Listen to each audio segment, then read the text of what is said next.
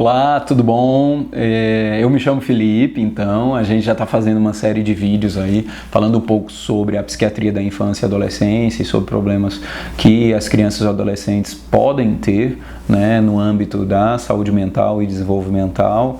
Então nesse vídeo a gente vai falar um pouco sobre, voltar um pouco num tema, né, que é a questão de criança que tem algum tipo de problema que precisa ser levado no especialista, né? Então a gente já falou em um vídeo anterior que falando que a criança pode sim ter problemas, né? E esses problemas eles podem ser da ordem desenvolvimental, da ordem emocional e da ordem comportamental também. E isso pode destoar do normal e do esperado para aquela fase de desenvolvimento que aquela criança está passando, né?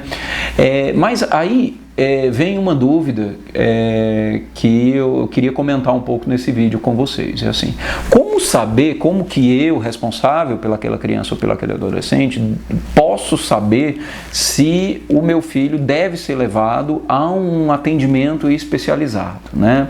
Então, eu acho que para a gente pensar nisso, a gente tem que pensar nas características de comportamento que a gente está pensando, né? Então, são objetos do cuidado em psiquiatria da infância e adolescência,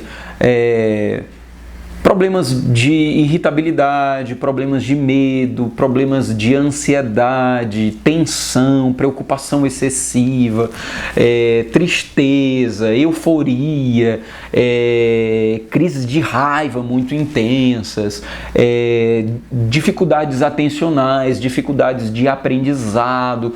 Então, isso é dificuldades nas relações e na socialização com as pessoas, dificuldades na fala. Então, tudo isso são motivos de cuidado pelo psiquiatra da infância e adolescência, né? E muitos momentos, essas coisas, quando acontecem, elas estão em excesso.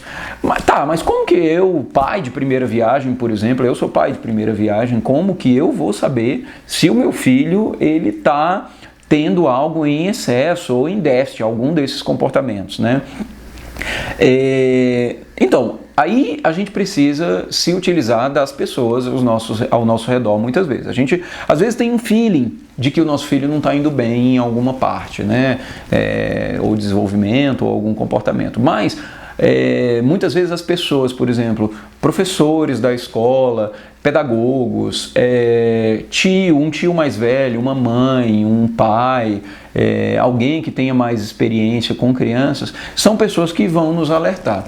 E quando isso acontece, eu acho que a gente tem que olhar com um olhar muito cuidadoso, porque se uma vez uma pessoa fala pra gente algo, é sinal de que aquela pessoa teve muita dificuldade, na maior parte das vezes, para poder até chegar o momento de ter que te falar sobre o teu filho, porque todo mundo sabe que o filho é aquele nosso bem mais precioso, né? Então, muitas vezes as pessoas têm receio de falar pra gente algum problema que a gente vê no nosso filho, por achar que pode ser mal interpretado, né?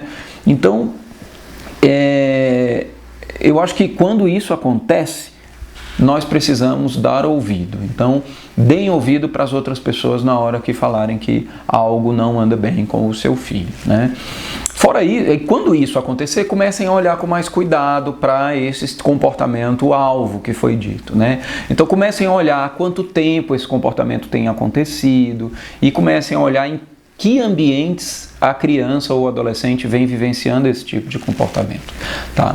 Então, são essas coisas que a gente pensa para poder responder à pergunta se precisa levar o filho a um especialista. Então, se o comportamento destoa do normal e esperado, a cronicidade desse comportamento e a pervasividade, ou seja, o tanto de ambientes em que esse mesmo comportamento acontece, tá ok?